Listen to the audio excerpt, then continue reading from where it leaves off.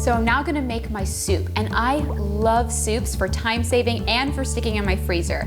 I just make a ton of it, and then I have plenty in the freezer for later. The core of my soup is Kabocha squash. It's a really lovely bright orange squash, and it has a lot of really great sweet, kind of nutty flavors, similar to a butternut squash or a baking pumpkin. So both of those are perfect substitutes if you can't find Kabocha. I love it though because it has a great texture. When you roast it, it practically melts away and is perfect for a pureed soup like this one. To roast Kabocha squash, it's super easy. All you have to do is split it in half. You don't even have to peel it. I am just gonna scoop out the seeds and then get it ready for the oven. Great, so my Kabocha is totally scooped out. I'm gonna set this aside and get started on my other ingredients. First up is a celery root, and it is actually a root of a celery plant. You can see it right here. And the interesting thing about celery root, rather than using actual celery, is it has sort of a sweet, almost fennel or anise flavor that is really great in soups. Plus, you can roast it, so that means it purees beautifully. So to break this down, I'm gonna slice off the celery stems. These would actually be great in soups too if you wanted to create your own broth. And now I'm going to peel this entire thing, and then I'm gonna slice it in half. And the reason why I'm slicing it into a kind of 2 large chunks is because it takes a little longer to roast. So instead of going back and forth to the oven, I'm slicing it smaller so everything roasts at the same rate. I'll put these on my baking pan along with my Kabocha squash and a whole sweet potato.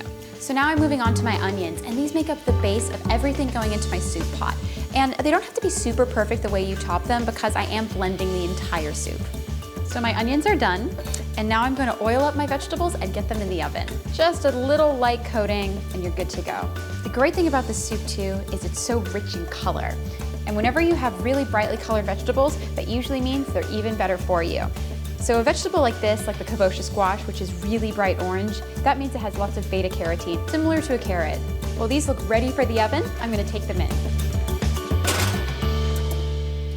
So while my vegetables are roasting in the oven, I'm gonna get started on caramelizing my onions. Now the onions make up the base of the soup, so all of the spices I add and then the vegetables after that, they really all sit on that onion flavor. So I'm just gonna add a little tablespoon or 2 of olive oil. And then I'm gonna add my onions. And as these start to wilt a little bit, get a little bit translucent, I'm gonna add a little bit of salt and some pepper.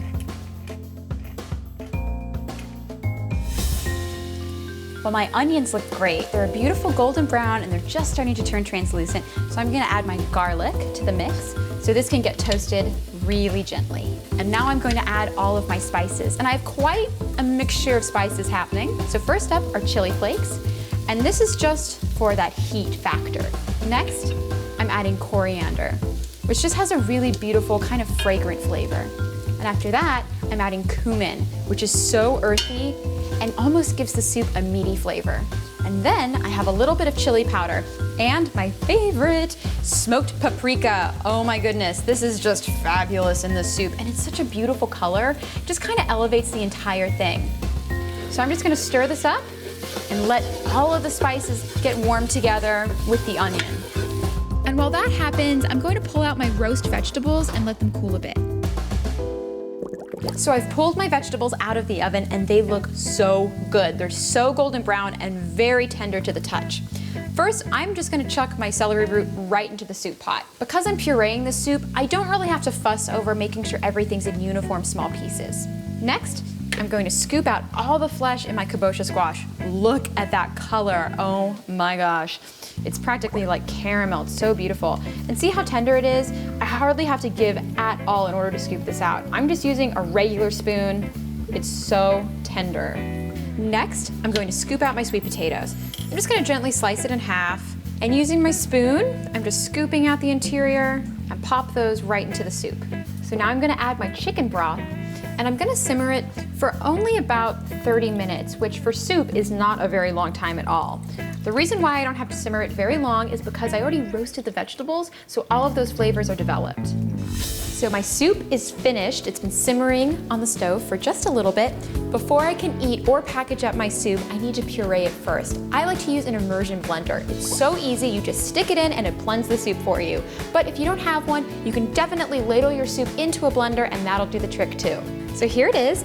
I just put it down and I just press the blend button and it'll whirl everything together. And I'm gonna try to find chunks just to make sure I break apart every last bit.